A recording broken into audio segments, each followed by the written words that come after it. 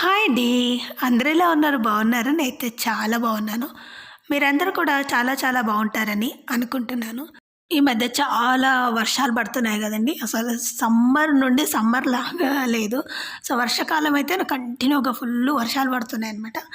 బానే ఉంది గానీ, వర్షాలు పడుతుంటే రైతులకు మాత్రం బీభత్సంగా కష్టాలుంటాయన్నమాట. అవి ఎలాంటి కష్టాలు అంటే పనులు జరగవు, పండ్లు ఉంటాయి. పండ్లు పెరుగుతుంటాయి. అలాగని పండ్లు సాగవనమాట. అలా చాలా చాలా ఉంటాయి. సో, ఈరోజైతే ఏం చేస్తున్నామంటే, సో, మార్నింగ్ వర్షం పడింది. మళ్ళీ కాసేపు కాగానే మరీ వర్షం తగ్గిపోయిందనమాట. సో, వర్షం తగ్గిపోయింది కదా అని ఇంకా మేము మళ్ళీ వెళ్ళి మా వారు ఇలా నారు తెచ్చారనమాట. ఏం నారు అంటే బంతి నారు. సో, బంతి నారు తీసుకొచ్చి పెడదాము. ఇంకా కూలోళ్ళు ఎవరు రాలేదు. సో, వాళ్ళు వచ్చేసరికి కనీసం కొన్నన్నా సాగిపోతాయి కదా! సో, వాళ్ళని పిలుస్తామంటే వాళ్ళు పిలిచినప్పుడే వర్షం ఫుల్ వస్తుంది. సో, అలా పని సాగట్లేదు. సరే ఏమైతే ఏమైందన్నట్టుగా ఫస్ట్ మేమే స్టార్ట్ చేద్దాం. సో, వాళ్ళొచ్చేసరికి కనీసం ఇంకా చాలుంది పెట్టేది.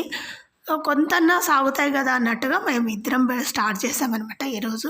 సో, ఈరోజంటే ఈరోజు కాదు, దాదాపు ఈ వీడియో చాలా రోజులైంది తీసి. సో, ఎడిటింగ్ చేయడానికి అలాగే నాకు అప్లోడ్ చేయడానికి టైం లేదు. బీభత్సమైన వర్క్ ఉంది వర్షాకాలంలో. సో, చాలా వర్క్ ఉన్నందువల్ల కాస్త లేట్‌గా పెడుతున్నాను వీడియోస్ అనమాట. కంటిన్యూగా రావట్లేదు కదా ఈ మధ్య కాలంలో. మొత్తం బంతి వేయట్లేదండి. జామ చెట్ల పక్కన అటు ఇటు వేస్తున్నామనమాట. సో, అది కూడా చెప్పాను కదా! ఇంకా ఎవరు రాలేదు. సో, వాళ్ళొచ్చేసరికి ఆ పని కాదు అన్నట్టుగా. సో, మధ్యాహ్నం 2 అలా అయింటుంది. సో, అప్పుడు స్టార్ట్ చేసాము పెట్టడము. సో, మేము ఫస్ట్ పెట్టేద్దాం అన్నట్టుగా మేము స్టార్ట్ చేసామనమాట. దాదాపు చాలా దూరమే పెట్టామనమాట. పెట్టిన తర్వాత ఏమైందంటే మధ్యలో మళ్ళీ వర్షం స్టార్ట్ అయింది. సో, ఈ మధ్య అసలు పనులు సాగట్లేదు. చాలా పనులున్నాయి. సో, వాళ్ళు వస్తారు పిలిస్తే. కాకపోతే వాళ్ళు వచ్చినా కూడా పని సాగదనమాట. అందుకోసమని సగం పనమన్నా మనం ఫినిష్ చేద్దామన్న ఉద్దేశంతో ఈరోజు స్టార్ట్ చేసామన్నమాట. ఒక గంట సేపు పని చేసుంటాము. సో, పని చేసిన తర్వాత ఇంకా వర్షం స్టార్ట్ అయ్యింది. అది చాలా మెల్లగా వచ్చిందిలేండి. మెల్లగా వచ్చినా కూడా అవి తడిచిపోతాయన్నమాట. మామూలుగా అవి మనం పీకొచ్చిన నారు కాదు. సో, అక్కడ ఉంటాయి కదా నర్సరీస్‌లో ఉండే నారనమాట. మనం పీకొచ్చిన నార అంతగా దిగుబడి రాదన్నారు. దానికోసమని నర్సరీలో ఉండేటువంటి నార తెచ్చి పెడతామన్నమాట. సో, మామూలుగా అక్కడ వేరు వేరు రకాలు ఉంటాయి. మామూలుగా విత్తనాలు చల్లి వేస్తారు. కొంతమందేమో ఇలా నారు కొనుక్కొని వచ్చి వేస్తారనమాట. సో, మనం ఎందుకు వేస్తున్నామంటే, సో, దిగుబడి రావడానికి, అలాగే సో, చెట్లు సారవంతంగా ఉండడానికి. సో, జామ చెట్లకి ఏమవుతుందంటే అవి వేరు తెగులు, అలాగే కొన్ని కింద కింద ఏదో అంటారండి దానికి, నాకు సరైన టైంకి గుర్తురాదు. సో, ఆ తెగులు రాకుండా ఉండడానికి కూడా బంతి చెట్లని పెడతారనమాట. మామూలుగా అయితే మేము చెట్టుకు తెగులు రాకుండా ఉండడానికి మాత్రమే పెడుతున్నాము. సో, దానికి తోడు దిగుబడి రావడానికి కూడా లేండి రెండిటికి. సో, ఇంకొకటి ఏం చేస్తున్నారంటే, ఈరోజు చెప్పాను కదా!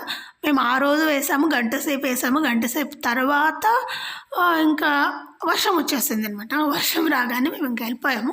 సో, ఏపీలేదు. మళ్ళీ తర్వాత ఏమైందంటే ఇవన్నీ పెండ ఉంటుంది కదా! సో, పెండన అది ఎరువు. ఈ ఎరువును చెట్లకు వేపిస్తున్నామనమాట. సో, అవి కూడా సారవంతంగా ఉండడానికి. చెప్పాను కదండీ మీకెప్పుడో ఈ చెట్లను మాత్రం పెరిగేంత వరకు చిన్నపిల్లల్లాగా చూసుకోవాలని. చిన్నపిల్లలకు మనం ఎలా ఇంట్లో ప్రిపేర్ చేసి పెడతామో అన్ని హెల్తీ ఫుడ్, అలాగే చెట్లకు కూడా అన్ని ఆర్గానిక్ ఎరువులే వాడతామండి. అది కూడా పశువుల ఎరువు, ఇంకా కోళ్ళ ఫారాలు ఇటు పక్క మనకు ఎక్కువగా ఉంటాయి. కానీ ఈ మధ్య కోళ్ళ ఎరువు తీసుకురావట్లేదు. ఎందుకంటే వాటి వల్ల కూడా రోగాలు వస్తున్నాయి కాబట్టి. సో, ఇంకొకటి ఇక్కడ ఏం చేస్తున్నామంటే, చెట్టు పెరిగే కొద్దీ ఇక్కడ ఉండేటువంటి మొగ్గలు చూసారా? సో, మొగ్గలని తీసేస్తున్నాము. ఎందుకు అంటే, చిన్నగా చెట్టు ఉన్నప్పుడు కాయలు కాస్తాయి అనుకోండి. సో, అప్పుడు కాయలకు అన్నీ తీసేసుకుంటాయి. కాయలన్నీ కాసిన తర్వాత చెట్టు వీక్ అయిపోతుంది. అలా కాకుండా ఉండడానికి దాదాపు 2 ఇయర్స్ వరకు ఇవి అంటే కాయకూడదంట చెట్లకు పండ్లు. సో, అందుకనే అవి మొగ్గలు, అలాగే చిన్న చిన్న కొమ్మలు సైడ్లకు ట్రిమ్ చేస్తూ ఉంటాము.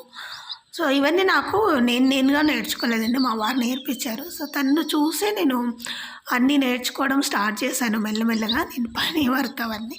సో, ఇప్పుడు నేనేం చేస్తున్నా అంటే అన్నీ వాళ్ళు పని చేస్తుంటే నేను చుట్టూ తిరిగి చెట్లకు అవన్నీ ఉండేటువంటి మొగ్గలు అలాగే సైడ్లకు ఉండేటువంటి కొమ్మలు అవన్నీ కట్ చేస్తున్నాను అనమాట ఈరోజు.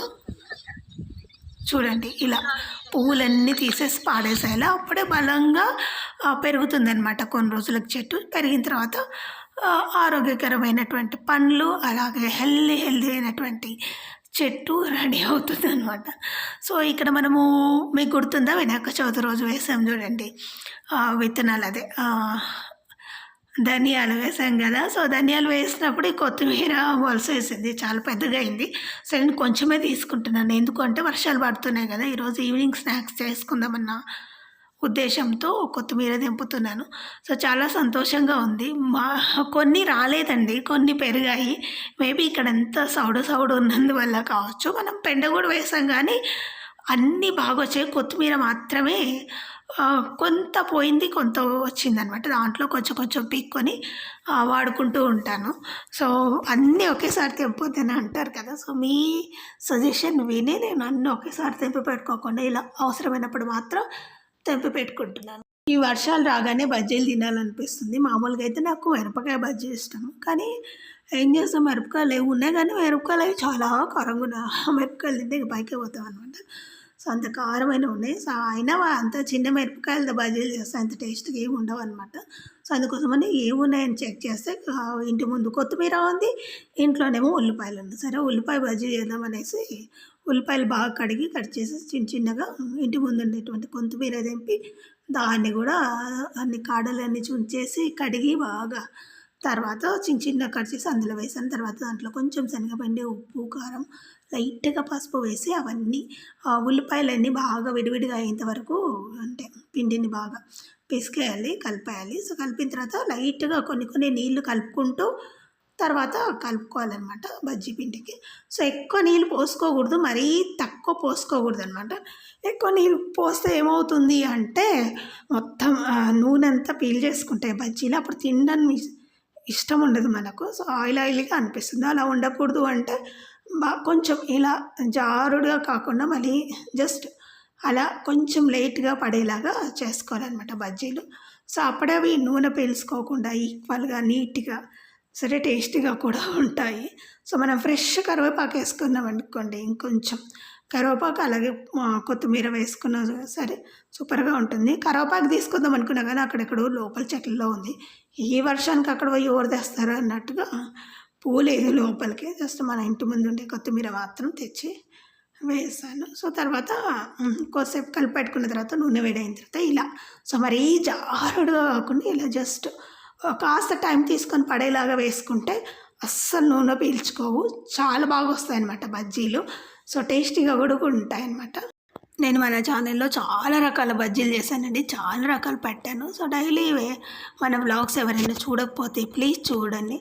సో తప్పకుండా మీకు నచ్చితే లైక్ చేయండి, షేర్ చేయండి, అలాగే సబ్స్క్రైబ్ చేయడం మాత్రం అస్సలు మర్చిపోకండి.